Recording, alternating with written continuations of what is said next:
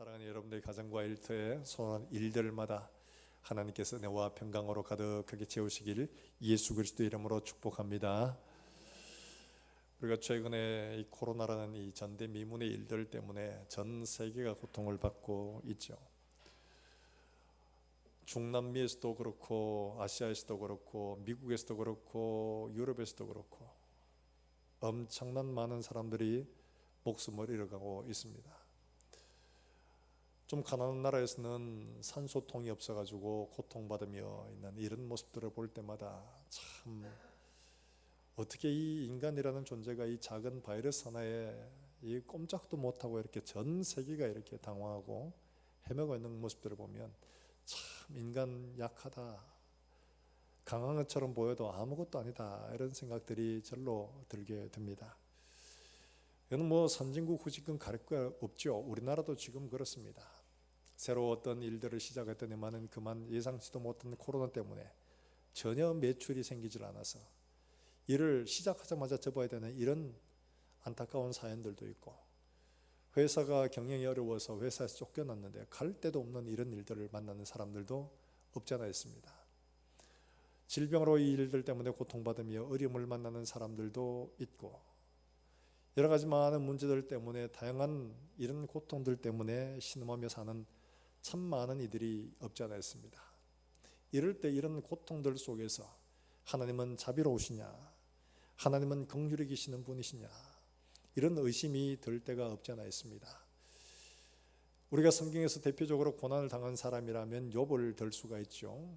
욥은 말할 수 없는 고통을 당했고 말할 수 없는 어려움을 당했는데, 이런 욥에 대한 야고보의 평가는 이렇습니다. 야고보 5장 11절 말씀에 보라, 인내하는 자를 우리가 복되다 하나니 너희가 욥의 인내를 들었고 주께서 주신 결말을 보았거니와 주는 가장 자비하시고 긍휼히 여기시는 이시니라. 할렐루야. 아멘이 잘 안 되죠. 이 대목에 솔직하게 주는 가장 자비하시고 긍휼히 여기시는 이시니라. 할렐루야. 억지로 아멘 한 번 더 합니다. 욥의 인내와 고난, 남 얘기니까 하나님은 자비하시고 긍휼히 여기시는 이시다 하지만은 내 이야기 되면 사정이 다릅니다. 우리가 욥의 한 10분의 1의 어떤 고통을 당한다고 생각을 해보십시다. 그렇다면 우리가 하나님은 가장 자비하시고 긍휼히 여기시는 분이다, 할렐루야, 맞습니다. 그렇게 될까요? 아마 그렇게 되지 못할 겁니다. 어떻게 하나님이 자비하시냐, 어떻게 하나님이 살아계시면 이럴 수가 있느냐, 하나님이 은혜의 하나님이시라면서 하나님이 사랑의 하나님이시라면서 어떻게 이럴 수가 있느냐, 아마 이런 소리가 절로 나오게 될 겁니다. 그런데 분명히 야고보는 이렇게 말합니다. 너희가 결말을 보았거니와, 이렇게 말합니다. 결말, 이 결말이라는 텔로스라는 말은 어떤 말인가 하니까 어떤 사건의 목적이나 결론 같은, 그러니까 목적, 그 일들이 다 끝난 마지막 성취해야 될 결론, 바로 이걸 말하는 겁니다. 우리가 이 욥의 사건을 통해서 하나님이 목적하신 것, 하나님이 결론으로 삼고자 하는 게 어떤 것이었는가, 그건 하나님의 자비와 하나님의 긍휼이었다는 겁니다. 이걸 말하는데 이걸 이루는 데 뭐가 있어요? 뭐가 필요하냐 하는 거예요. 그게 인내라고 말하죠. 욥의 인내, 내가 들었거니와. 인내란 이 말, 히포메라는 이 말은 주로 이렇게 군사적인 용어로 많이 사용을 했다고 그럽니다. 군사에서. 그러니까 이 군대에서 썼다는 말은 어떤 의미죠? 이 뭐 품위 있게 인내하고 참고 이런 개념이 아닙니다. 훈련 받는데 품위 있게 아이고 깨고나다 이러면서 받는 사람 누가 있습니까? 욕이 막 나오죠. 전쟁 통해서 어떻게 그 품위 있게 참고 인내가 됩니까? 생사가 왔다 갔다 하는 일들에서 어떻게 이게 품위가 되어질 수 있나요? 그 되지 못합니다. 여러분, 신앙에서도 역시 마찬가지로 그렇죠. 이거는 세상에 있는 이야기가 아니고 신앙인에 관한 이야기입니다. 하나님을 믿는 믿음을 가진 사람이 당하는 고난 가운데서 인내하는 것들이, 그 인내가 경건하고 품위 있게 정말 고상하게 주여 이러면서 이렇게 인내가 되냐 하는 거예요. 안 되죠. 여인이 애를 낳는데, 애기를 낳아본 사람은 다 있잖아요. 아기를 낳는데 조금만 참으면 아기가 나와, 이건 참 행복한 일이야 이러면서 아우 아파 근데 조금 참을 거야 이러고 애 참는 사람 누가 있습니까? 소리 지르고 막 중리 사니 일마 전마 이러면서 니 때문에 내가 이렇지 마 이러면서 막 난리가 나지 않습니까? 생사가 왔다 갔다 하는 고통인데 어떻게 그렇게 품위 있게 되어져요? 욥도 마찬가지예요. 우리도 역시 마찬가지로 그렇습니다. 고난을 당하고 어려움을 만나면 품위 있게 주여 감사하나이다 이러면서 이게 인내가 되어지질 않습니다. 입에서 거친 말들이 나오죠. 욥 역시 마찬가지로 그렇습니다. 처음 1장과 2장에서는 굉장히 품위 있게 고난을 이겨내는 것처럼 보이지만은 이게 그렇지를 못한 겁니다. 3장부터 시작해서 38장에 하나님이 나타나실 때까지 욥은 그의 친구들과 주거니 받거니 이렇게 말하는데, 친구들이 말하는 총 절수를 따지면 친구들의 말에 2배가 넘게 이야기합니다. 달리 말하면 친구가 한마디 하면 욥은 2마디 했다는 거죠. 네가 이래야 돼 라고 말하면 그게 아니고 이러면서 막 배로 이야기를 하면서 욥은 각각 3명 2번씩 이렇게 그렇게 막 엄청나게 자기 변호를 했다는 거죠. 자기 아픔을 호소를 하고 그렇게 된 거예요. 그런데 욥이 당하는 이 고난을 욥이 알았느냐? 이유를 몰랐습니다. 그래서 욥도 까닭 없이 치시는 이렇게 고백합니다. 까닭 없이 도무지 이해를 못하겠는데, 우리는 지금 욥의 인내 처음부터 끝까지 상황을 다 알고 있으니까 욥이 요쯤에 이렇게 했으면 좋았을 걸, 이렇게 좀 이해를 하며 보지만은 사실 우리 현장 속에서 우리가 당하는 고통도 역시 마찬가지로 그렇죠. 나도 몰라요. 이게 왜 이렇게 오는지, 우리가 당하는 어려움들, 내가 당하는 고난들, 이게 왜 오는지를 전혀 모릅니다. 그런데 이런 고난을 당할 때 욥이 그 상황에서 이유도 까닭도 알지 못하는 채 이걸 당하면서 겪었던 일들을 보면 우리는 어떻게 이 고난을 대해야 되는가 하는 것들을 배울 수가 있다는 거죠.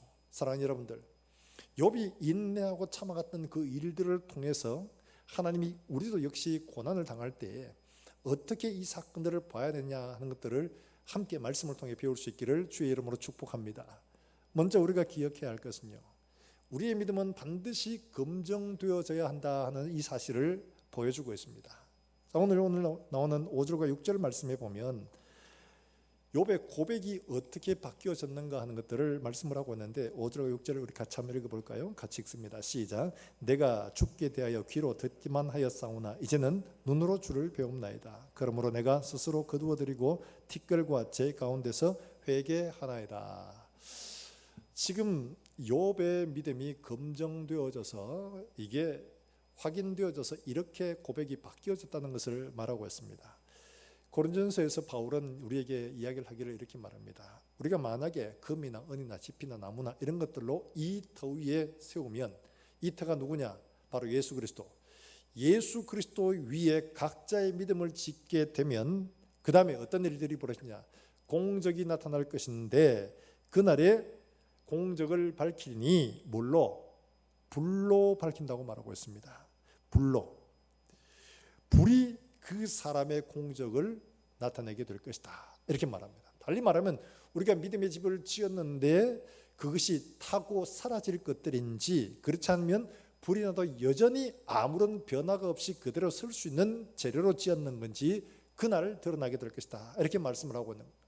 달리 말하면 우리의 믿음은 결코 평탄하게 아무런 문제 없이 가서 마지막에 하나님 앞에 서는 게 아니라 불같은 시험을 만나고 불같은 어려움을 만나고 불같은 고난을 당해서 내가 가진 이 믿음이 하나님 앞에 바로 서 있는지 그렇지 않는지 누구로부터? 하나님으로부터 반드시 검증된다는 것을 알아야 된다는 거죠. 사랑하는 여러분들, 우리가 어려움을 만날 때 왜 이래? 하나님 도대체 은혜 하나님이시라면서 사랑의 하나님인데 왜 이렇게 하시냐? 이렇게 보는 게 아니고 이 어려움을 통해서 내 믿음이 하나님 앞에 무엇으로 서 있는가가 검증되는구나, 이거를 여러분들이 생각하시기를 주의 이름으로 축원합니다. 욥이 당하는 일을 보면 욥이 이런 일을 당할 만한 그런 사람인가 이런 생각들이 들죠. 왜냐하니까 욥기 1장에 하나님이 욥을 보고 뭐라고 말씀하시냐 이렇게 말씀하십니다. 그는 온전하고 정직하여 하나님을 경외하며 악에서 떠난 자라. 온전하고 정직하며 하나님을 경외하고 악에서 떠난 사람. 여러분 이쯤 되면 이 사람은 두말할 것도 없는 그런 사람이에요. 이 시험할 필요도 없는 사람이에요. 그냥 신앙이 어중간하고 믿음이 왔다리 갔다리 하는 이런 사람들은 시험을 해봐야 되지만은 이렇게 하나님이 보시기에도 정말 온전하고 정직하고 하나님 경외하고 악에서 떠난 이런 사람을 시험할 필요가 전혀 없어 보이기도 합니다. 그래서 이런 결과로 그가 얼마나 큰 복을 받았느냐, 말하자면 이렇게 말하죠. 소유물이 양이 7,000마리랍니다. 양 키워서 뭐합니까? 털 깎아가지고 옷도 만들고 하잖아요. 7,000마리, 7,000마리. 어마어마하죠. 그다 대놓고 낙타가 3,000마리래요. 낙타가 왜 필요하냐? 대상을 말합니다. 무역을 하는 거죠. 그러니까 말하자면 아주 그냥 대형 트럭이나 뭐 비행기라든지 지금 말하면 배라든지 이런 걸 가지고 있다는 걸 말하는 거죠. 엄청난 부자예요. 소가 500결이라고 말합니다. 결이라는 것은 두 마리가 한 결입니다. 그러니까 소가 500결이란 말은 1,000마리라는 얘기죠. 여러분 한 사람이 몬다고 해도 이게 몇 명이 필요한 거예요. 밭이 얼마나 넓으면 500결이가 필요하겠습니까? 그따 대놓고 암나귀가 500마리래요. 짐 싣고 다니는 게. 소가 만약에 트랙터라면 이거는 암나귀는 경운기라고 생각하시면 됩니다. 엄청나죠? 이렇게 어마어마한 부자, 그래서 동방에서 가장 큰 자다, 가장 훌륭한 사람이다, 이렇게 평가를 하고 있습니다. 이 사람은 시험을 할 필요도 없어 보여. 그래서 하나님이 하늘의 천상회의에서 사탄에게 이야기를 하십니다. 하나님의 천상회의에 사탄이 참여했다. 이거 지금 신학적인 문제입니다. 어떻게 그런 걸 있을 수 있느냐? 이건 아무도 모릅니다. 여하튼 간에 그런 일이 벌어졌는데 하나님이 사탄에게 말합니다. 야, 너 어디 갔다 왔어? 그러니까 땅 뭐 이곳저곳 돌아다니다가 왔어요. 그래? 그러면 네가 내 종 욥을 유의해 봤느냐? 욥을 자세히 안 봤느냐? 그처럼 온전하고 정직하고 하나님을 경외하고 악에서 떠난 사람이 없지 않느냐? 이렇게 하나님 자랑을 한 거예요. 자랑을 하니까 사탄이 뭐라고 하느냐? 이야기를 까닭 없이 여호와를 경외하리까? 이렇게 말합니다. 아유 하나님, 인생이란 본질이 give and take지 기브만 있는 거 아니에요. 이 욥이 하나님 앞에 복을 그렇게 많이 받았기 때문에 하나님을 그렇게 경외하는 거지, 그 복을 안 받았으면 그렇게 경외하지 않습니다. 하나님, 이 말 뒤에 걸 잘 들으세요. 이 말 하나님 틀린 겁니다. 하나님 착각하신 거예요. 하나님 잘못 보신 거예요. 이 말입니다. 여러분 이런 말을 했는데 이 말은 무슨 말이냐니까, 하나님이 보시고 판단하시고 말씀하시는 것이 진리가 아닙니다, 이 말이에요. 천상회의에서요. 자, 그럼 어떻게 됩니까? 하나님이 우기면 됩니까? 아니야, 내 말이 맞다니까, 내 말이 맞아. 사탄은 아니에요, 하나님 틀렸어요, 이렇게 말하고 있는데 이건 어떻게 됩니까? 확인해 보면 됩니다. 그렇잖아요? 그래서 확인에 들어간 거예요. 욥이 이런 사실을 알고 있을까요? 전혀 모릅니다. 그래서 어떤 분이 그런 얘기해요. 그 봐라, 그 하나님하고 너무 가까워도 문제가 생긴다니까. 하나님하고 적당히 거리를 두고 있어야지. 그래서 한 달에 한 번 나가거나 뭐 이래야 되지. 너무 가까이 가면 매일 가고 이러면 자칫하면 이런 일을 만나니까 안 돼. 이렇게 생각하는 사람도 우리 교회는 없습니다만 딴 교회는 좀 보여 있더라고요. 사랑하는 여러분들, 그런 말을 하는 게 아닙니다. 지금 사탄이 도전하는 것들은 하나님의 말씀과 하나님의 아는 지식이 불완전하고 틀릴 수도 있다는 것을 도전하는 거예요. 그러니까 하나님께서 이 문제에 대해서 아니야, 이러고는 그냥 머물러 시험을 피한다면 어떤 일이 벌어지냐? 사탄은 가겠죠. 야, 하나님 앞에 내가 이렇게 말했는데 하나님이 그걸 피하더라. 하나님 자신 없어 하더라. 자신 없어. 하나님 말씀하시는 거 틀릴 수도 있어. 그러니까 진리가 아니야. 이러면 어떻게 되겠습니까? 큰일 날 거 아니에요. 하나님 말씀하신 것은 정확하고 틀림없어야 되는데 하나님이 틀릴 수도 있다고 하면 온 세상과 우주를 다스리고 심판하실 만한 자격이 없을 수도 있다는 말입니다.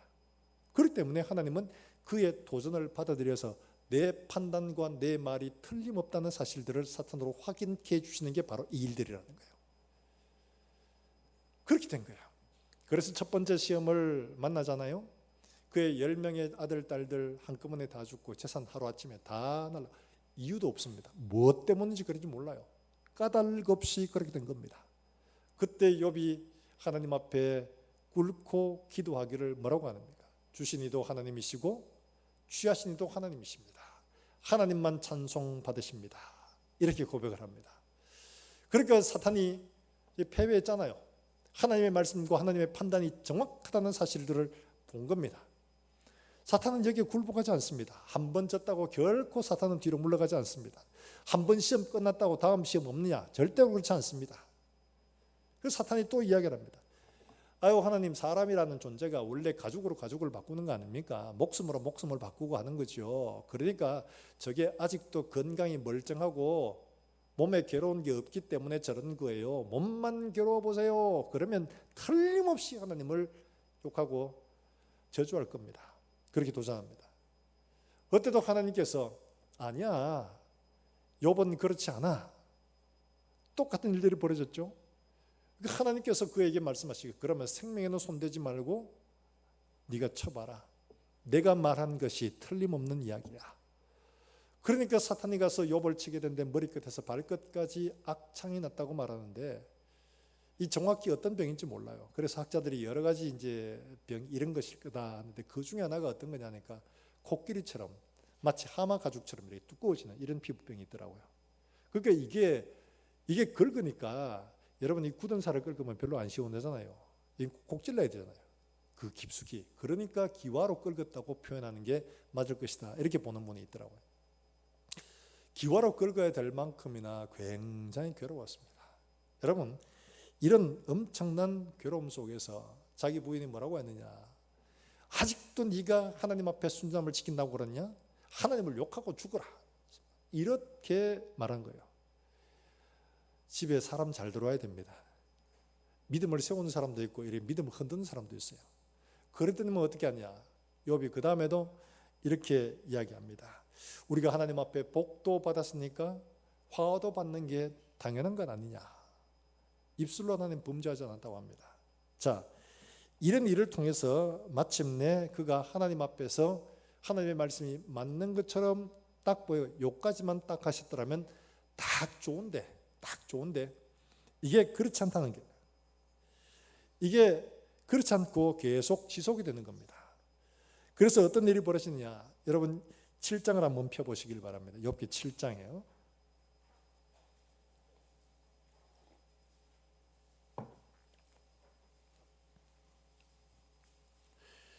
욥기 7장 상절에 보면 이게 여러 달 지속됐다고 말합니다. 여러 달 지속되니까 감당이 안 되는 거예요. 부모들의 병, 처음에 막 부모님 병 나면 막 병원 가고 약 찾고 뭐 잘하죠. 그런데 긴 병에 효자 없다고, 긴 병에 믿음으로 버틸 사람 잘 없습니다. 욥도 그랬습니다. 그래서 여러 달 가니까 그 다음에 11절 말씀부터 한번 볼까요? 11절, 12절 말씀 같이 한번 읽어봅니다. 같이 읽습니다. 시작. 그러즉 내가 내 입을 금하지 아니하고 내 영혼의 아픔 때문에 말하며 내 마음의 괴로움 때문에 불평하리이다. 내가 바다니이까 바다 괴물이니이까 주께서 어찌하여 나를 지키시나이까. 17절 말씀부터 21절까지 한번 읽어보겠습니다. 17절입니다. 시작.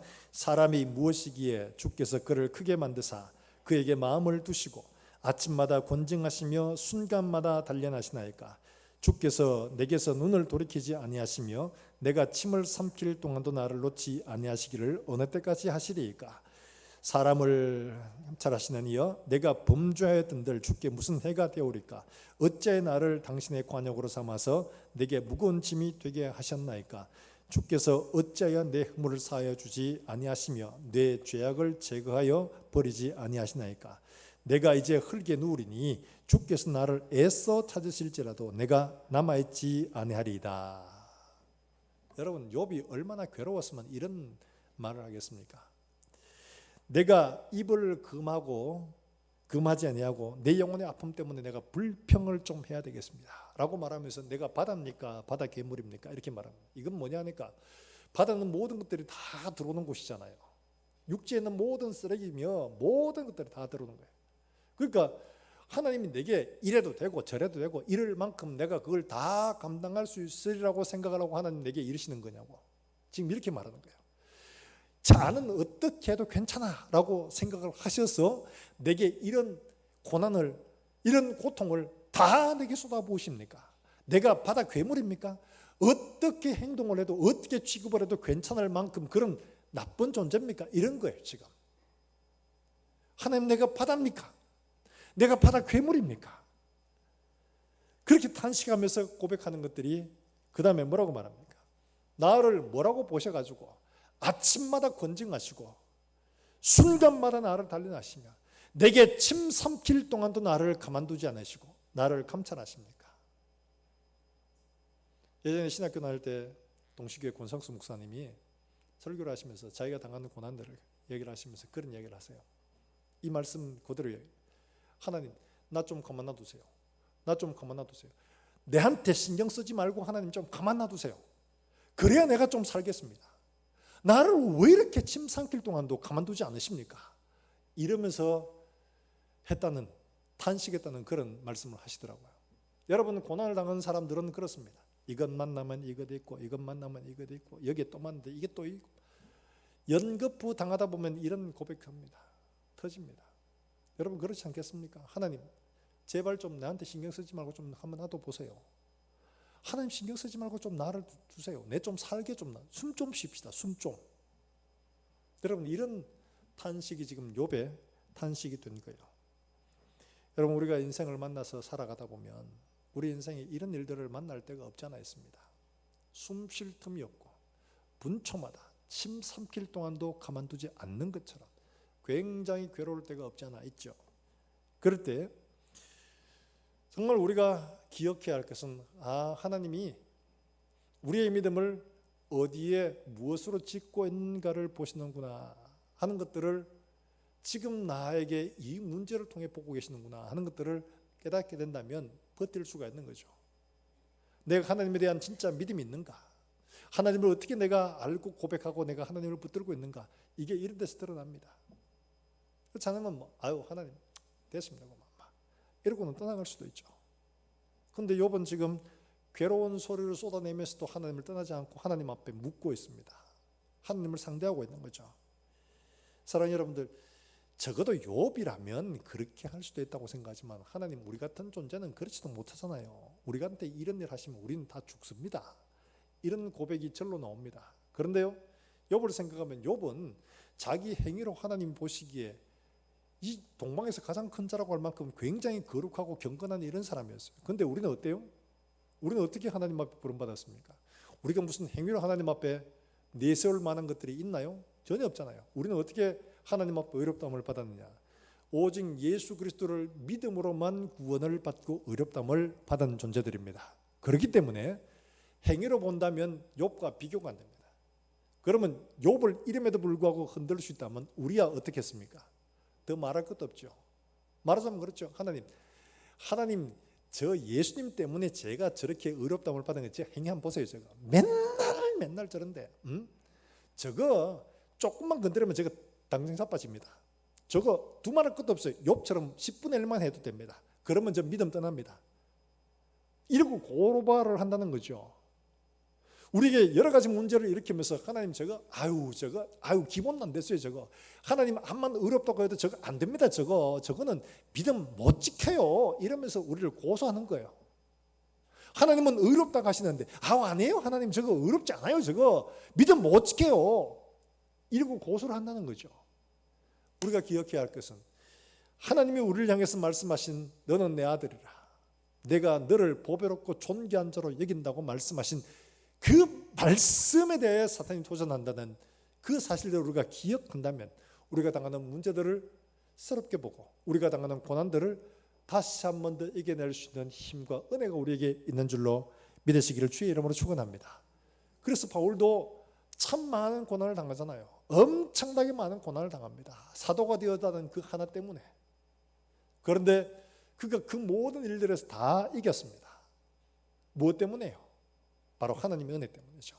그래서 사도 바울은 로마서 8장 35절 말씀부터 우리에게 이길 수 있는 근거가 어디 있는가를 말해주고 있습니다. 자, 여러분 로마서 8장 35절 말씀부터 우리 같이 한번 찾아 읽겠습니다.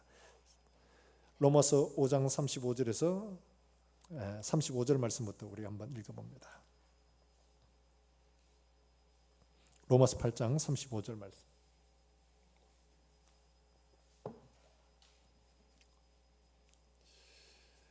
(35절) 같이 읽습니다. 시작. 누가 우리를 그리스도의 사랑에서 끊으리요? 환난이나 곤고나 박해나 기근이나 적신이나 위험이나 칼이라. 38절 39절에 있습니다. 시작. 내가 확신하노니 사망이나 생명이나 천사들이나 권세자들이나 현재일이나 장래일이나 높음이나 깊음이나 다른 어떤 피조물이라도 우리를 우리 주 그리스도 예수 안에 있는 하나님의 사랑에서 끊을 수, 할렐루야, 누구 때문에요?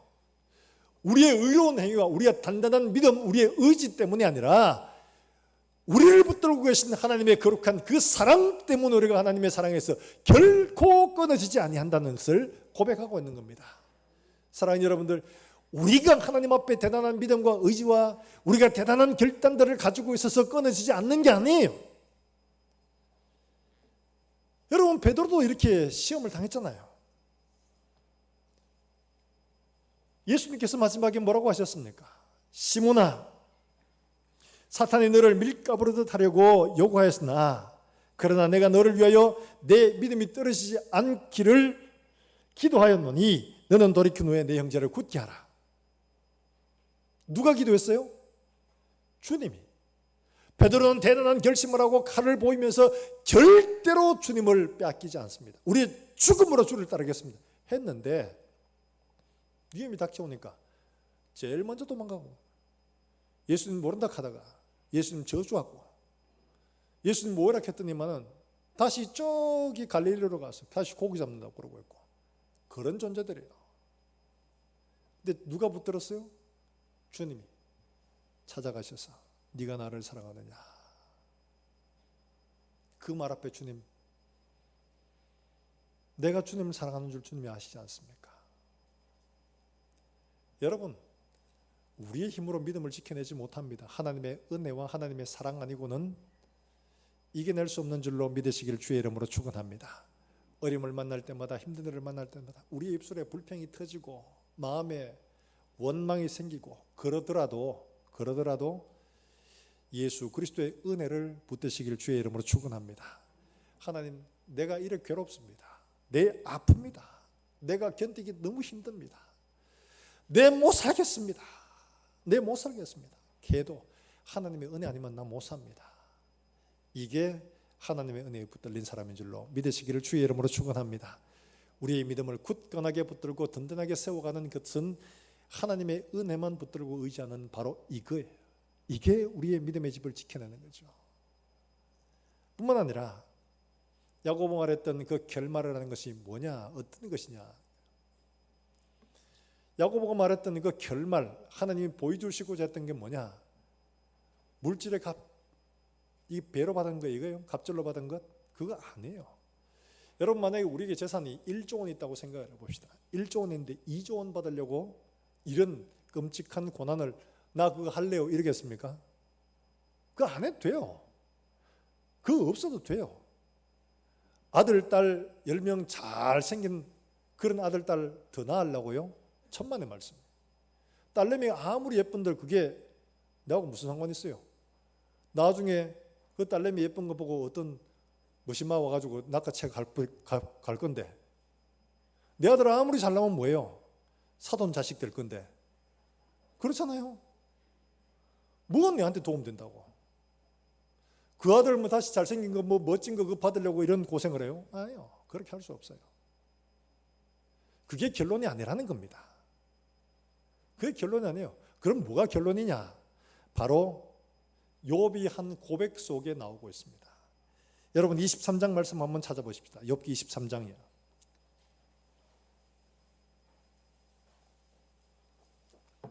욥기 23장 8절과 9절 말씀 먼저 한번 같이 읽어볼게요. 욥의 결말이라는 것이 뭘 말하는 건가? 이걸 우리에게 정확히 보여주는 말씀이에요. 8절 9절 같이 먼저 한번 읽어봅니다. 시작. 그런데 내가 앞으로 가도 그가 아니 계시고 뒤로 가도 보이지 아니하며 그가 왼쪽에서 일하시나 내가 만날 수 없고 그가 오른쪽으로 돌이키시나 배울 수 없구나. 여기까지 보면 절망스럽죠. 고난을 당하며 하나님 앞에 부르짖고 하나님 어찌하여 내게 이렇게 하십니까? 너무 아프고 견딜 수가 없습니다. 내가 바다입니까? 바다의 괴물입니까? 왜 이렇게 나를 이렇게 취급해도 나는 괜찮다고 생각하십니까? 내가 지금 죽겠습니다. 그러고는 앞으로 찾아봐도 없고 뒤로 봐도 없고 왼쪽에서 일하신다 하는데 아무리 찾아봐도 없고 오른쪽에 하나님을 만날 수 없고 만질 수 없고 볼 수도 없는 이런 상황이에요. 그런데요, 이런 절망적인 상황 속에서 그 다음에 나오는 10절의 말씀이 이게 바로 답이라는 거예요. 10절에 뭐라고 말합니까? 같이 읽습니다. 시작. 그러나 내가 가는 길을 그가 아시나니 그가 나를 단련하신 후에는 내가 순금같이 되어 나오리라. 할렐루야. 이게 결론.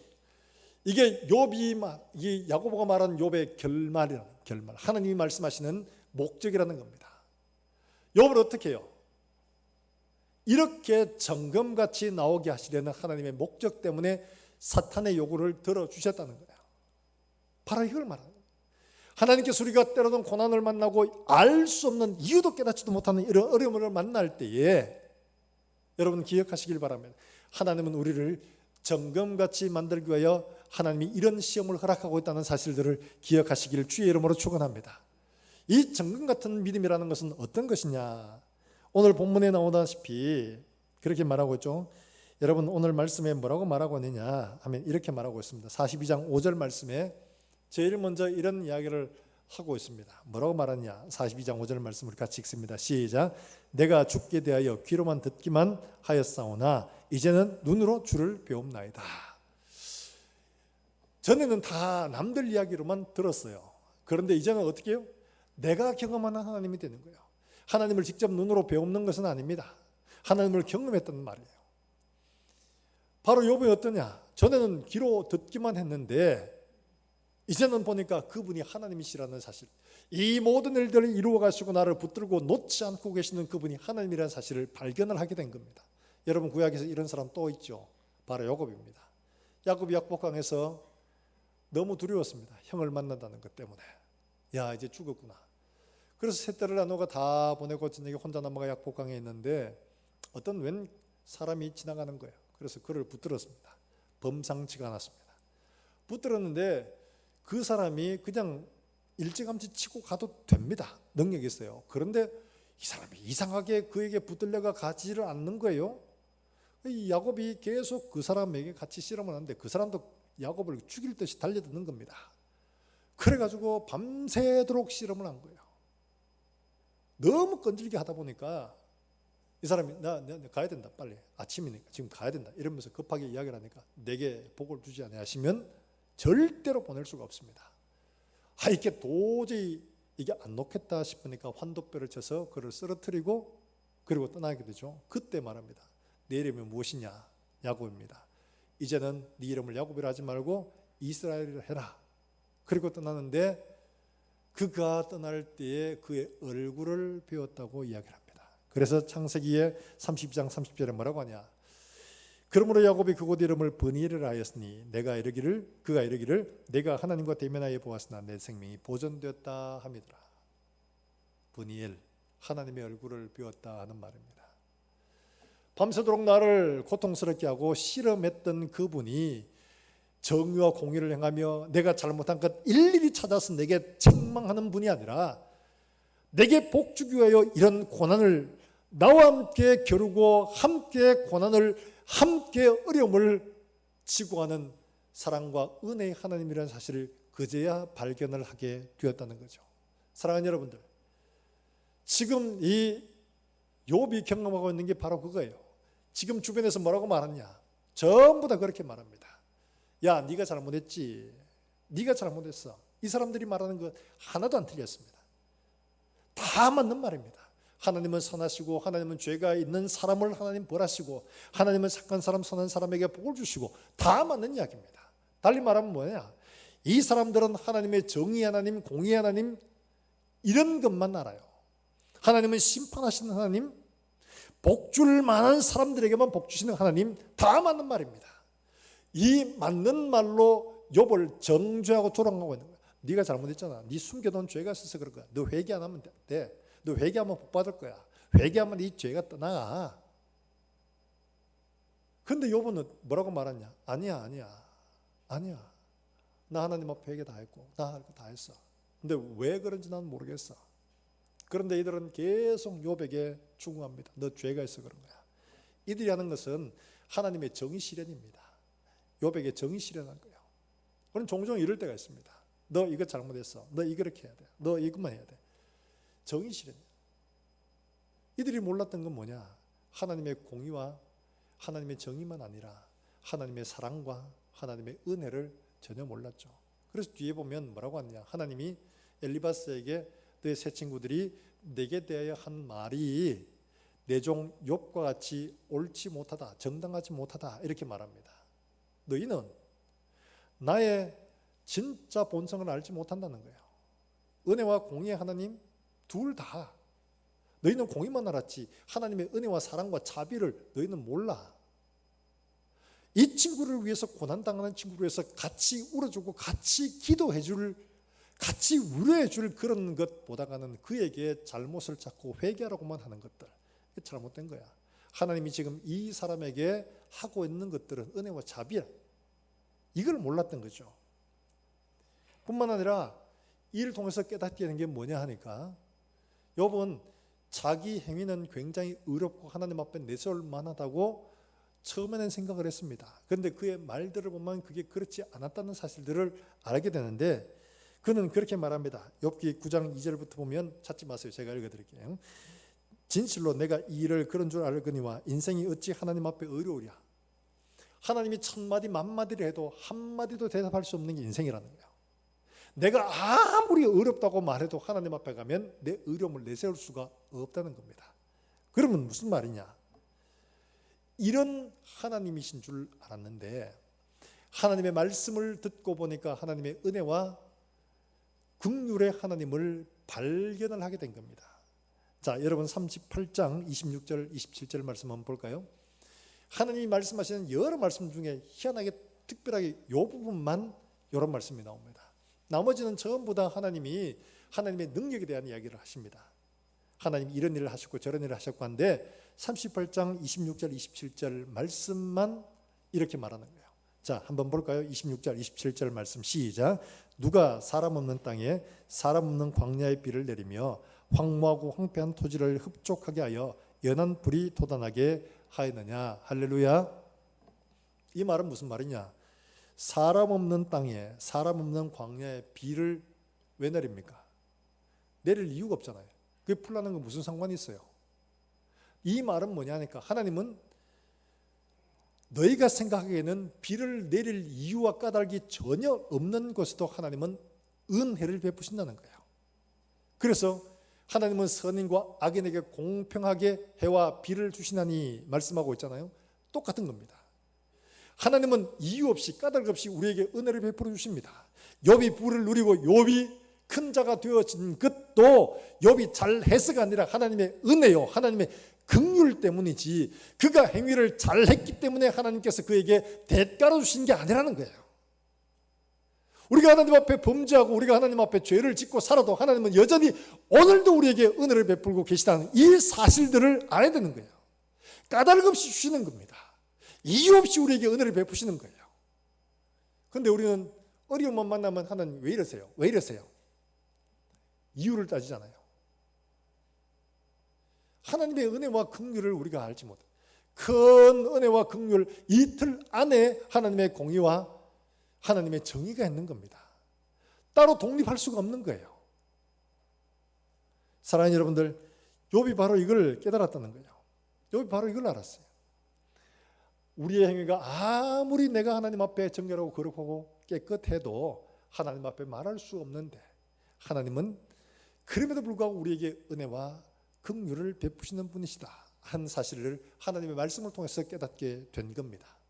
사랑하는 여러분들, 하나님이 이 사람을 정금같이 단련하신다는 것은 이와 같이 하나님을 경험하는 삶, 남들에게 들어서만 아니라 내 삶 속에 경험해 가면서 하나님이 이렇게 하시는구나, 하나님이 이렇게 우리를 붙드시는구나.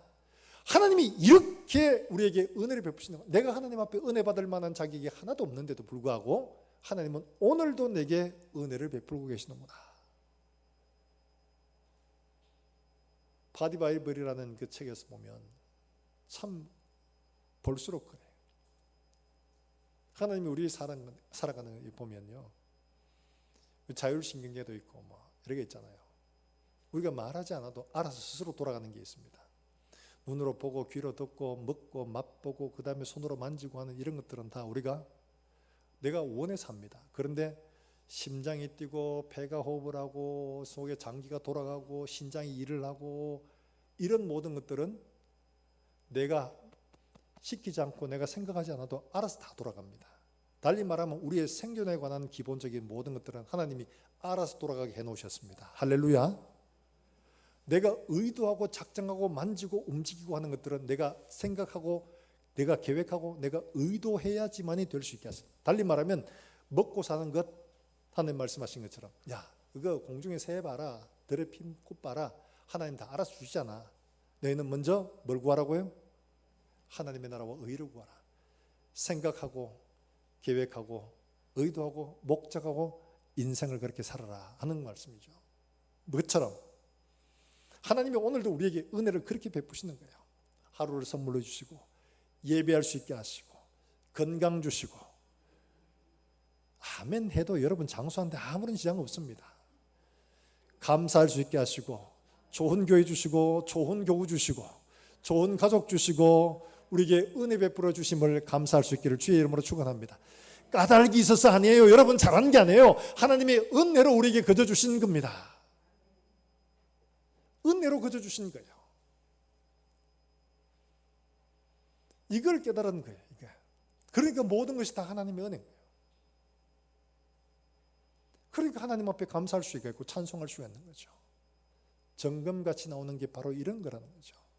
어떤 상황 속에서도 하나님 앞에 감사할 수 있는 것. 고난이 끝난 게 아닙니다. 그럼에도 불구하고 하나님 맞습니다. 내가 입술과 내가 하나님 앞에서 회개합니다. 이렇게 고백할 수 있는 이게 은혜잖아요. 은혜를 깨닫지 못하면 할 수가 없는 거예요. 뿐만 아니라 이 일을 통해서 하나님께서 마침내 이루시는 건 뭐냐? 욥의 인내를 통해서 하나님이 주신 결말, 다른 게 아니고 그거는 바로 욥을 높여주시는 거잖아요. 봐라, 내 말 맞지? 욥은 그래. 욥은 절대로 나를 놓지 않아. 바로 이걸 하나님이 인정하게 만들어 가시는 거예요. 사탄의 모든 참소들을 다 그냥 물리치시고 욥이 인내하여 하나님을 붙들게 된 이것을 통해서 하나님이 우리를 의롭다 하시는 것을 온 우주에 선포하게 하시는 거예요. 마지막 그날 우리가 하나님 앞에 설 때 하나님은 우리에게 이런 말씀으로 온 세상 가운데 온 우주 가운데 내가 사랑하고 택한 이 사람이 이렇게 하나님의 믿음을 굳게 지켜서 내가 말한 것이 틀림없지 않느냐, 온 세상 가운데 자랑하고 하나님의 이름을 높여 주실 줄로 믿으시기를 주의 이름으로 축원합니다. 이게 바로 정금같이 우리를 만드시는 거죠. 그래서 이사야 61장 3절 말씀, 이 말씀 잡고 하는 말씀을 마치겠습니다. 이사야 61장 3절에 보면 우리에게 이렇게 말씀하십니다. 이사야 61장 3절의 말씀.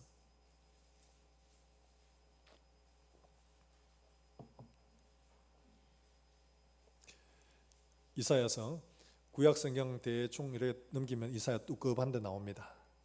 이사야 61장 3절 말씀. 여러분 찾으셨으면 우리 같이 한번 읽어볼까요? 여러분이 빨간 줄 쳐놔도 됩니다. 같이 읽습니다. 시작. 무릇 시온에서 슬퍼하는 자에게 화관을 주어 그 죄를 대신하며 기쁨의 기름으로 그 슬픔을 대신하며 찬송의 옷으로 그 근심을 대신하시고 그들이 의의 나무 곧 여호와께서 심으신 그 영광을 나타낼 자라 일컬음을 받게 하려 하심이라. 할렐루야. 슬픔과 고난과 두려움과 고통 가운데 있을 때 우리에게 화관을 주시고 기쁨의 기름을 두르시고 찬송으로 옷을 입히시고 하나님의 의의 나무로 삼으셔서 하나님이 영광 받으시는 우리 모든 성도들 되시기를 예수 그리스도의 이름으로 축원합니다. 축원합니다. 우리 함께 찬송하고 기도하겠습니다. 내 평생에 가는 길 순탄하여 늘 잔잔한 강 같든지 내 평생에 가는 길 순탄하여 늘 잔잔한 것 같든지 큰 풍파로 무섭고 어렵든지 나의 영혼은 늘 평안 저 마귀는 우리를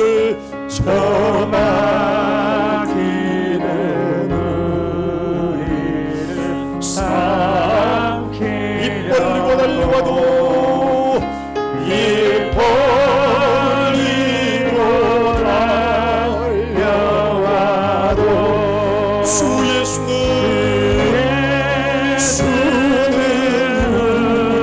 우리의 대장되니 끝내 싸워서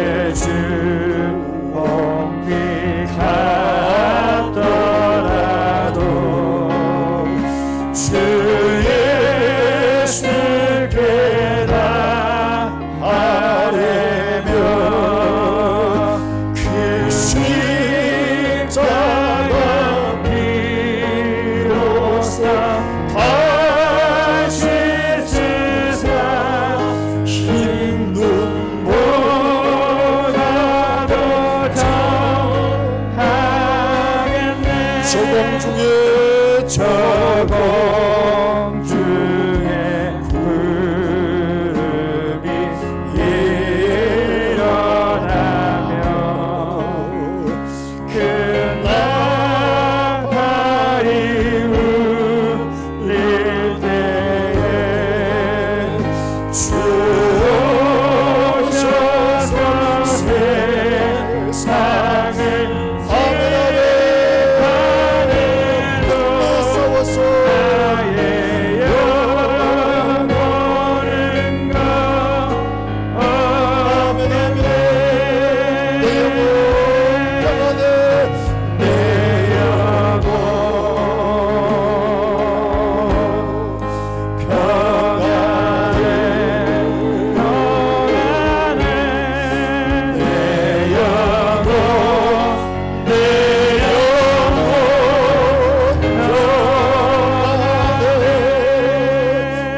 기도하실 때 여러 가지 삶의 무거운 짐들을 지고 견딜 수 없는 고통 가운데 내가 받아내이까 내가 받아야 하거니까 하나님 어찌하여 내게 침 삼킬 동안도 나를 그냥 두지 아니하십니까? 우리가 고통 가운데 하나님을 향하여 때로는 원망 섞인 거친 말들을 쏟아낼지라도 우리가 붙들고 우리가 놓지 말아야 할 것은 오직 하나님의 은혜로 우리가 이 일들을 정금같이 나올 줄 믿고 붙들고 하나님 앞에 몸부림칠 수 있기를 주의 이름으로 축원합니다. 이런 믿음 될 수 있도록 하나님 은혜를 베풀어 주시옵소서. 나를 단련하신 후에 내가 정금같이 나오리라. 이 믿음의 고백을 우리의 입술로 고백으로 삼아 주시는 하나님을 찬송하며 끝내 이겨 승리하는 믿음 되게 주님 은혜를 베풀어 주시옵소서. 우리 한 목소리 함께 통성으로 기도하겠습니다. 살아계신 하나님 아버지 은혜를 감사합니다. 오늘도 하나님 아버지 많은 고난의 문제를 지고 때로는 슬픔 가운데 때로는 견딜 수 없는 문제로 인하여 고통 가운데 있을 때에도 우리가 하나님 아버지 욥의 고난을 통하여 하나님께 주신 결말대로 우리가 믿음으로 바라보고 하나님 앞에 소망하며 이 모든 어려움들을 넉넉히 이길 수 있는 믿음도 은혜도 우리 속에 부어주시기를 간절히 원합니다.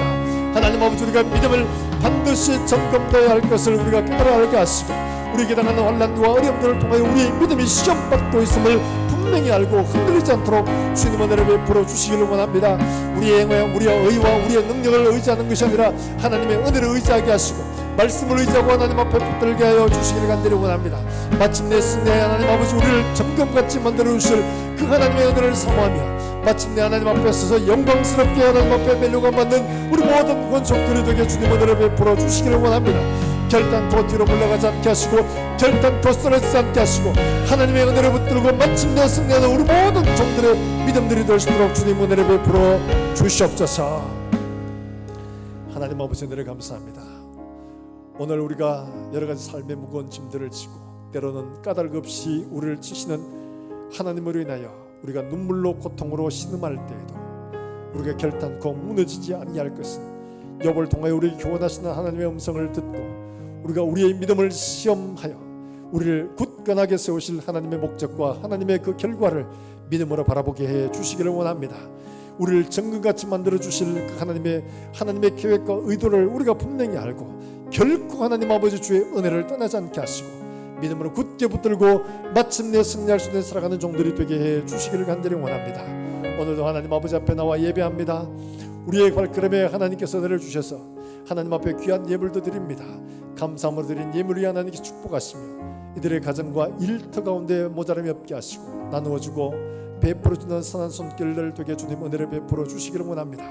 우리 가운데 질고로 여러가지 삶의 문제로 하나님 앞에 고통하며 신음하며 하나님 앞에 부르짖어 기도하는 종들을 주님께서 기억하시고 이들의 모든 문제들 가운데서 결코 이들이 지지 아니하고 마침내 믿음으로 승리하며 믿음의 아름다운 견고한 집들을 세워가는 살아가는 종들 되게 해 주시기를 원합니다.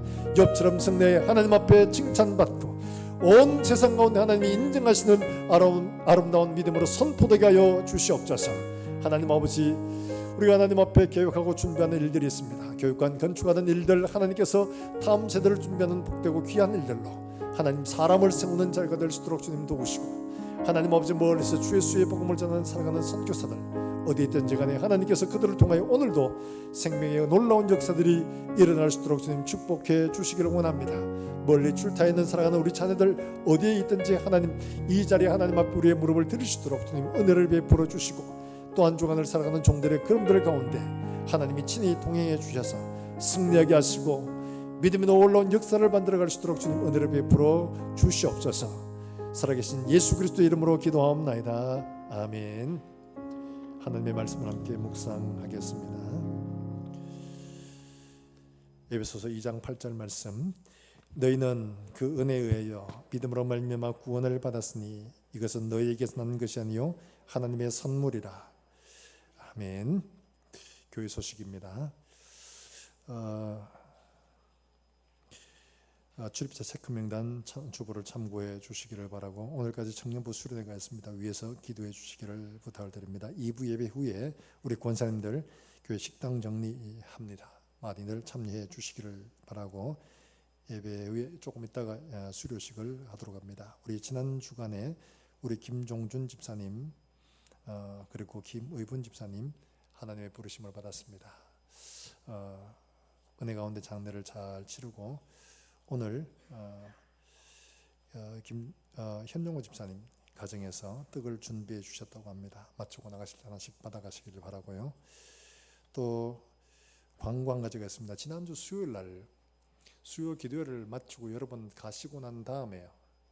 제가 한 10시 50분쯤인가 그때 이제 내려가는데 신호등도 이상하게 꺼져가 있고 그 가로등도 꺼져가 있는데 뭐가 이렇게 시옷자로 돼 있는 거예요. 그래서 이쪽 차선에 돼 있길래 이쪽으로 같은 데로 가면 되겠구나. 근데 저 사이로 빠져나가야지 이러면서 내려가고 있는데 경찰이 와서 막더라고요.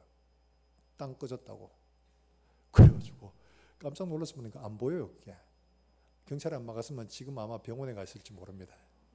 근데 그 땅 막았는데 경찰이 마침 그 직전에 교통사고 난 것 때문에 거기에서 정리를 하다가 큰 소리가 나길래 보니까 그 땅 가지고 있어. 그래서 갑작스럽게 이제 저는 이렇게 하면서 그 차들이 다 대기하고 있길래 왜 신호도 없는데 왜 이렇게 기다리고 있나 이랬습니다. 그것 때문에 그렇더라고요. 그 땅 꺼짐 때문에 거리 가기가 지금 불편합니다. 그래서 여러분 나가실 때 지하철 우회전 하셔가 지하철 기지창 담벼락 쭉 타고 가시면 그 밑에 지하 터널이 있습니다. 거리 올라가시면 혁신도시 쪽으로 나오는 신호등 있는 길이 있습니다. 거리 가시면 편리하리라고 생각을 합니다. 그리고 오늘 우리 현 집사님 가정에서 오셨습니다. 잠깐 일어나 주시겠어요? 장례 마치시고 온 가족이 함께 다 이렇게 방문하셨습니다. 우리 박수로 여러분 위로 함께 주시기 바랍니다. 감사합니다. 예. 예. 예. 이제 우리 수료식 잠깐 경하도록 하겠습니다.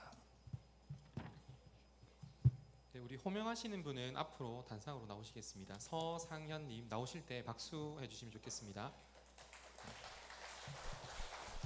앞쪽으로 목사님 모시고 서시면 됩니다. 예, 감사합니다. 예. 네, 앞쪽 목사님 앞에 있으시면 여기 있으시면 앞쪽으로, 됩니다. 예. 네, 수료증 서상현 1950 위 사람은 본 교회의 새가족부 가정을 수료하였기에 이 증서를 드립니다. 2021년 8월 15일 대한예수교 장로회 대림교회 담임 목사 안복태. 네, 감사합니다. 우리 서 집사님 뒤를 이어서 교회 잘 정착하시고 감사합니다. 함께 교제를 나눌 수 있으면 네, 좋겠습니다. 잠깐 서 계시면 우리 우리 다 함께 축복합니다. 축복송 우리 함께 찬양하겠습니다. 나누겠습니다. 네. 축복합니다. 주님의 이름으로. 감사합니다. 축복합니다. 축복합니다. 주님의 이름으로 축복합니다. 축복합니다. 주님의 사랑으로 이곳에 모인 주의 거룩한 자녀에게 주님의 기쁨과 주님의 사랑이 충만하게 넘치기를. bless you. I bless you.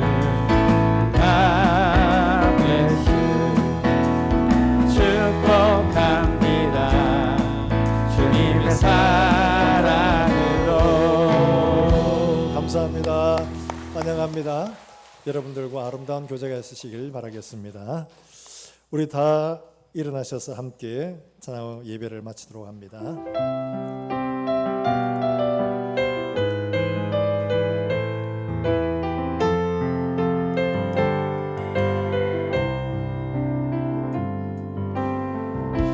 주 안에 우린 하나 모습을 달라도 예수님 한 분만 말하네. 사랑과 선행으로 서로를 격려해 따스함으로 보듬어가니 주님 우리 안에 함께하시니 형제자매에게 기쁨과 슬픔 느끼네. 내 안에 있는 주님 모습 보네. 그분 기뻐하시네. 주님을 통해 계획하시니 부족한 입술로 찬양하게 하시니 주님을 통해 계획하시니 너를 통해 축복하겠습니다. 주님을 통해 계획하시니 주님을 통해 계획하시니 부족한 입술로 찬양하게 하시니 주님을 통해 계획하시니 너를 통해 하시길 기대해. 기도하겠습니다. 하나님 아버지, 슬픔을 당하여 하나님 앞에 눈물로 기도하며 하나님의 교회를 방문한 우리 사랑하는 가장들을 주님 기억해 주시기를 원합니다. 우리 김종진 집사님 먼저 보내고 우리 사랑하는 집사님과 권사님 하나님 앞에 귀한 예물을 드립니다. 우리 사랑하는 어머니를 먼저 보내고 우리 현 집사님 가정에서 하나님 앞에 예물을 드립니다. 주님께서 이 가정들을 기억하시고 위로하시고 하늘의 소망을 주시며 다시 만날 때를 기약하며 믿음으로 잘 준비하여 우리 하나님 앞에 다시 설 때 기쁜 낯으로 서로 만날 수 있도록 주님 복을 허락해 주시기를 원합니다. 소망으로 이 땅을 지나게 하시며 정말 이 땅 가운데 사는 동안에 하나님을 기쁘시게 하는 자라 증거를 얻어서 부모님보다 더 큰 믿음으로 더 나은 믿음으로 하나님 앞에서는 우리 모든 유족들 되게 하여 주시옵소서. 이제는 구주 예수 그리스도의 은혜와 우리 하나님 아버지의 무궁하신 사랑과 성령의 교통하심이 말씀을 받고 돌아가는 모든 유족들 위해 그리고 우리 모든 성도들 위해 이제와 영원까지 함께 있을지어다. 아멘.